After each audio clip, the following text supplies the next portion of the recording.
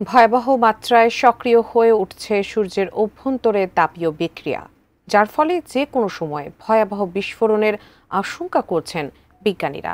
আর এমনটা ঘটলে হুমকির মুখে পড়বে পৃথিবী, অন্ধকারে ছেয়ে যাবে বিশ্বের অনেক অঞ্চল। বিস্তারিত আরিফ হাসানের প্রতিবেদনে।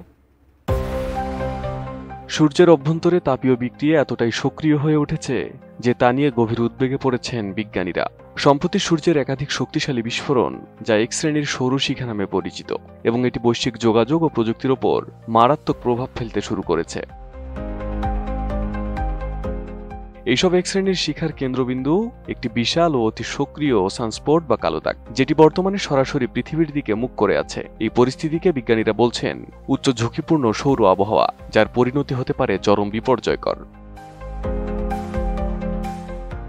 গত 13 মে বাংলাদেশ সময় দুপুর 11:38 সূর্য থেকে নির্গত হয় X1.2 মাত্রার একটি সৌরশিখা। পরদিন একই স্থান থেকে আরও বড় বিস্ফোরণ ঘটায় X2.7 মাত্রার আরেকটি শিখা। এই সৌরশিখাগুলোর প্রভাবে উত্তর ও দক্ষিণ আমেরিকা, ইউরোপ, আফ্রিকা, মধ্যপ্রাচ্য এবং দক্ষিণ পূর্ব এশিয়ার বিস্তীর্ণ অঞ্চলে একযোগে রেডিও সংকেত বিচ্ছিন্ন হয়ে পড়ে।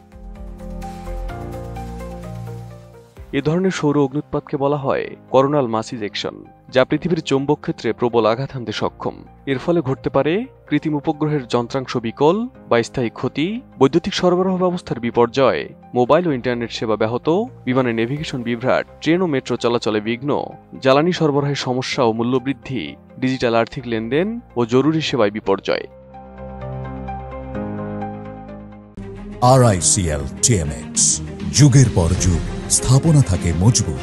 বিশেষজ্ঞরা আশঙ্কা করছেন এর ফলে একাধিক অঞ্চলে, বিশেষ করে ভারতীয় উপমহাদেশ, দক্ষিণ ও উত্তর মেরু, ইউরোপ ও আমেরিকায় রেডিও যোগাযোগ সম্পূর্ণভাবে বিচ্ছিন্ন হয়ে যেতে পারে। এমনকি কক্ষপথে থাকা জিপিএস, ভূপর্যবেক্ষণ ও মোবাইল উপগ্রহগুলোও মারাত্মকভাবে ক্ষতিগ্রস্ত হওয়ার আশঙ্কা রয়েছে। এই পরিস্থিতিকে সামনে রেখে যুক্তরাষ্ট্র সরকার সম্প্রতি কলোরাডোতে আয়োজন করে একটি বিশেষ মহড়া, মহাকাশ আবহাওয়া প্রস্তুতি মহড়া। এতে অংশ নেয় যুক্তরাষ্ট্রের এয়ার ন্যাশনাল গার্ড, ১৪০তম উইং ও ২৩৩তম স্পেস স্কোয়াড্রন, জাতীয় সমুদ্র বায়ুমণ্ডল সংস্থা নোয়া ও স্বরাষ্ট্র নিরাপত্তা বিভাগ। মহড়ায় এমন একটি কাল্পনিক দৃশ্য চর্চা করা হয় যাতে ২০২৮ সালের জানুয়ারিতে একটি ভয়াবহ সৌরঝড়ে পুরো আমেরিকার বিদ্যুৎ ব্যবস্থা ও যোগাযোগ অবকাঠামো ভেঙে পড়ে। উদ্দেশ্য ছিল বিপর্যয়ের সময় কিভাবে দ্রুত এবং সমন্বিত প্রতিক্রিয়া জানানো যায় তা অনুশীলন করা। বিজ্ঞানীরা স্পষ্ট ভাষায় সতর্ক করে দিয়েছেন, বাস্তবে যদি এমন একটি সৌরঝড় পৃথিবীতে আঘাত হানে, তবে তার অভিঘাত হতে পারে ১৯৮৯ সালের কুইবেক ব্ল্যাকআউটের চেয়েও ভয়াবহ। সে সময় মাত্র একটি সৌরঝড়েই পুরো কানাডার কুইবেক প্রদেশ ৯ ঘন্টার জন্য বিদ্যুৎ বিচ্ছিন্ন হয়ে পড়েছিল। Arif Hasan, ATN news.